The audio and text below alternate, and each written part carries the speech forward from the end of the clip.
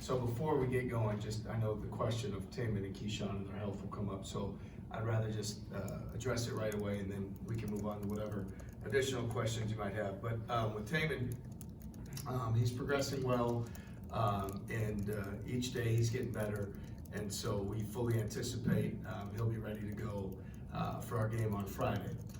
With Keyshawn, we've decided that he needs to focus on his rehab and getting his body back right, so he won't be available as we move forward.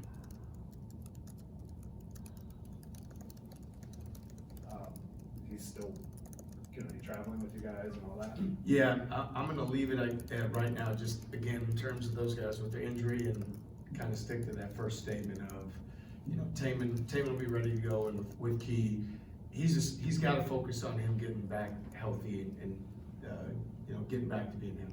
I know you said going forward, so I imagine no matter how deep you guys go in the tournament, he's not going to play. Correct. What do you know about Lipscomb? Very little. I know that they're a very skilled team, extremely well coached. They've got a player from Wisconsin who was familiar with a very skilled forward that's from Sheboygan, Wisconsin, that can really score the basketball. They're a team that plays with great purpose and discipline. And again, I know that if you're to get to this field, you're going to be a really good team, and they're one of those teams that they can really space you and they can shoot the ball with great consistency. I understand if you don't want to get into details with this, but how did you and your staff come to the decision that Keyshawn wouldn't be available for the next couple of weeks? Yeah, we're going to stick to what I said at the start and just go with that. And in Kansas City, after you guys lost, you mentioned feeling really good about where your team was at entering the NCAA tournament. Why is it that you feel that way about this group? We've got a great chemistry to how we're doing things right now. We're seeing guys, Joshua Jefferson played a really high level. Milan's really stepped up, I think, as he's returned from his injuries. We've seen another side of his attacking, aggressive, creating advantages, scoring the ball. Nate Heisey's playing with real confidence. He's going out there and he's extremely impactful. And Kate Kelderman has given us some unbelievable energy that's really helped spark our team. And then, with Taman, I'd say the last few weeks or month, the way that he's commanded our team on both sides, the way he's led our team, his intentionality, his toughness with the basketball, he's been real, and he has been so good. So all those things, and look, we saw Deshaun Jackson, in the Big 12 tournament, had two of his best games as a Cyclone. So he's playing with great momentum, and we've continued to see Brant, as the season has moved forward, the confidence he's had in himself and his ability. And I didn't even bring up Kurt Jones yet, who had 22 points in 4 minutes and something, real time, game time. So I just think that we're a group that everybody knows their role.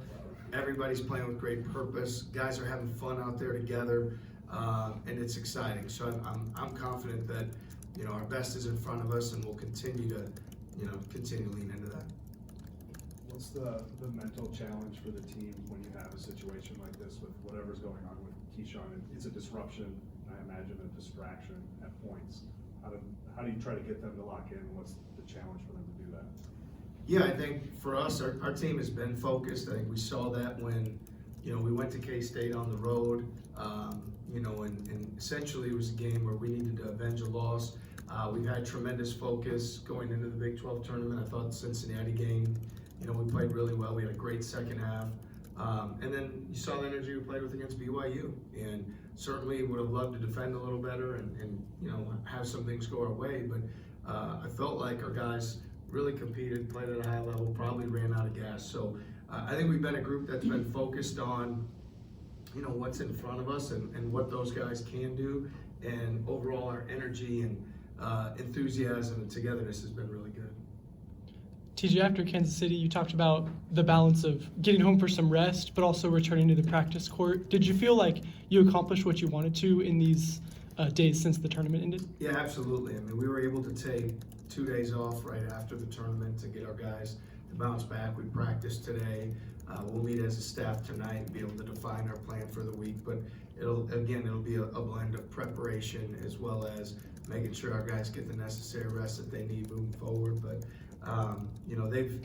they've been a group that's been very mature that way and understanding where that line is in terms of we have to have great practices this time of the year, and we also have to do a great job competing in the training room and with the rehab. Hey, Coach. How important or satisfactory is it to get that extra day of rest and play on Friday? Yeah, I mean, look, you get to this time of the year and there's so much adrenaline and excitement just to be out there. We're fortunate to be part of the field and to be playing. And so we have tremendous gratitude for that. You know, again, we didn't want to go out of the Big 12 tournament as early as we did, but one of the things that happens with that is you do get a few more days, and then certainly another one when you play Friday. So again, as always, excited to get back to the practice court, excited to earn the right to win, and just get out there and compete with one another and have fun preparing for this opportunity. And then how pleased are you with the 3 seed and Milwaukee? Yeah, I mean, whatever it was to come today, we were going to be excited for that opportunity. I'll leave all the bracketology stuff to everybody else. I think, you know, again, it's great for our guys. I don't know how many times, you know, in our program we've earned a 3 seed or better. It's not something that just happens every year. So something to celebrate, something to be excited about. But now that we're in that position, to go out and play our very best. So that's what we'll focus on. Your thoughts on Milwaukee? Yeah, I mean, it's great. It's not as far to travel. Probably, you know, it's going to make my phone ring a little bit more and that sort of thing. But it was great. You know, when we played there in our first year, I was able to have, you know, coaches that have coached me through the years and mentors, you know, teachers, folks that mean a lot to me were able to be in attendance. So that was selfishly for me, that was a cool experience. And, you know, I played high school basketball a couple blocks away from Five Serve Arena, state championship game my sophomore year, and played a lot of ball around there. So Milwaukee's a special place certainly for me. TJ, how happy are you for guys like Nate, Deshaun, Brant, that haven't had this tournament experience? Nate talked about it after the BYU lost to Kansas City, how special it is to him, but how special is it for you to see these guys get a chance?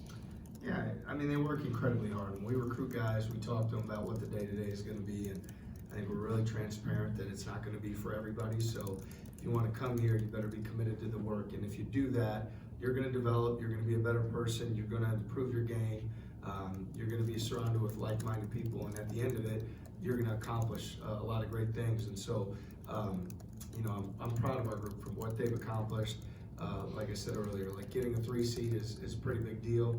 And I think for those guys to have this opportunity, they put their trust into us, right? And so as a coach and somebody that, you know, again, this program doing well really matters, but for the young people that choose to put their trust into us, for them to come here and then have that experience that they really wanted to have is pretty neat. So now it's our responsibility to make the most of it.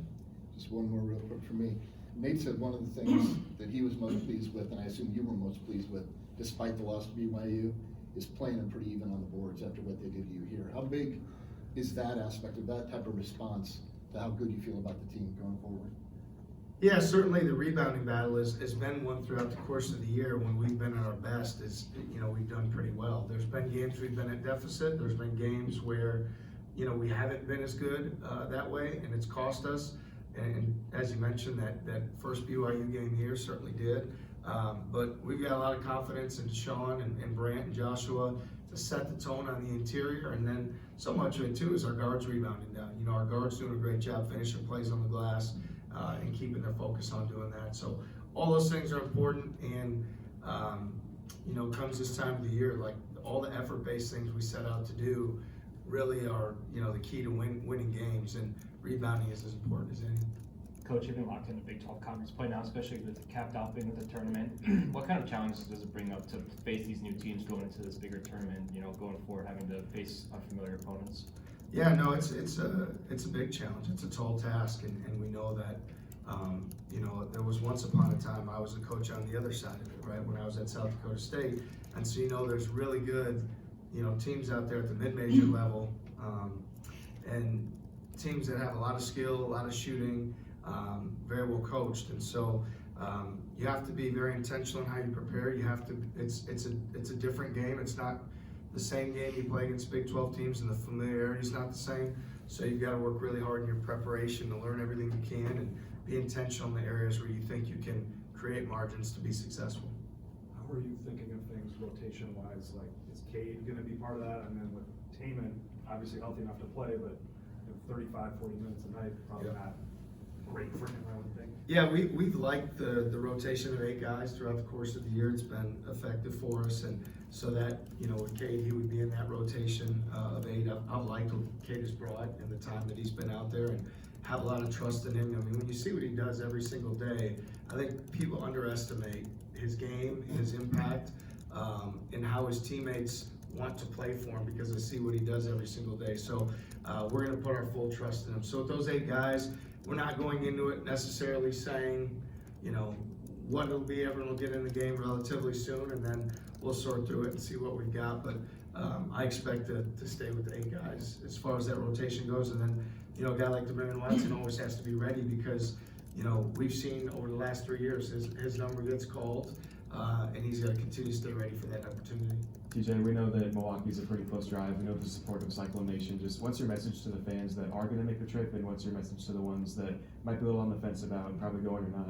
Well, I know this last year when we were in Omaha, to have the support that we did meant everything to our team. It gave us tremendous energy. In our second game against Washington State, you know, we were really struggling, and they're a great team. And our fans did an unbelievable job. The energy and enthusiasm they brought propelled us forward. So the great thing about being a Cyclone is that we know our fans are going to follow us. We know they're going to make the sacrifices and the choices to be there. It's been amazing to me as I've come back. The support we've had away from Hilton. Always knew what it would be at Hilton, but whether it's Hilton South, whether it's Hilton West, which was Omaha last year, maybe this is Hilton East, I don't know. But really grateful to our fans and just want to make sure they know what an impact they make on our ability to win by making that choice to be out there and support us. Coach, going back to Kate Kelderman with in-game experience, how much we can see that help players before? How much has that helped him, and how much has he improved since the start of the year? Well, he improves every day because of the work that he puts in. So, I mean, he's in the gym as much as anybody, getting additional shots and working on his game. So we have a lot of trust in what he'll do. You know, when you garner the game minutes, you build more experiences. That helps your confidence grow. And we've seen that even over the last couple of weeks as we've called his number. I mean, what a thankless job to say, hey, we're going to put you in the rotation. We're on the road at Houston as your first experience. And I thought he did a really good job with it. And that's out of tremendous respect for the Houston program. And so he's continued to improve. He's continued to elevate our program. I'm really pleased with how he's approached it. He's not approaching it like he has to ask permission. I keep telling him, just, you know, bust through the front door. Just go right through it. Command the team. Be vocal. Be a leader. Knock down the shots you work on every single day. Trust yourself, and I know that he'll continue to do that. I know this is probably something you haven't thought of, but I'll take a shot. A lot of talk on like recency bias, like with the NCAA tournament, how the seedings go, all of that, but didn't really appear that they took too much stock in like Taman's status, Keyshawn's status, and scheduling every year. I mean, it certainly seems like you guys are rewarded for what you did in Maui, playing Marquette here, the Big 12 conference competition. How much do you think they kind of took that into account when they gave you guys the seeding? Well, I think the schedule is certainly always going to be important. Playing in the Big 12 helps because if you're able to have a decent league record like we were able to do, I think that stands up for sure.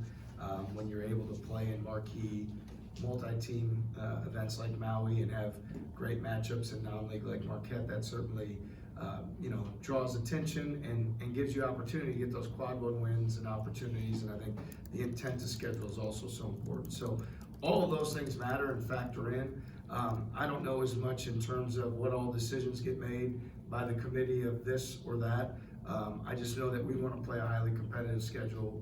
We want to have the right blend of games in the non-league to help put us in the best position to get into the tournament, and hopefully, if we're able to do that, be in the best spot possible. I'm curious, with Jamie having been on the selection committee for a couple of years, did Micah or you, I mean, did you get any input maybe from him now that he's out of it on kind of advice on scheduling? Yeah, we talk a lot about scheduling. It's scheduling it's almost a daily conversation in our office, something that we have to continue to be very intentional, because I think we've proven over these 4 years certainly that our schedule has helped put us in a great position, whether it was what we needed to do in the first year when we were just trying to get in and had some key wins in the non-league and an undefeated non-conference slate, and then, or whether it was a year like this year or last year where maybe we had more, we had a better understanding that we would be in, but maybe trying to propel ourselves forward. So we talk about scheduling quite a bit, and we're very intentional, we're very deliberate, and it's something that is extremely important when it comes down to decisions that a tournament committee is going to make. Hey, Coach, who do you anticipate starting in place of Keyshawn? I hadn't really thought about that, to be honest with you, but it's something that we'll continue to evaluate and practice each day, and just see where we're at. So it's not something I've really, put too much thought to at this point. Thanks, everyone. Thank you. Thanks.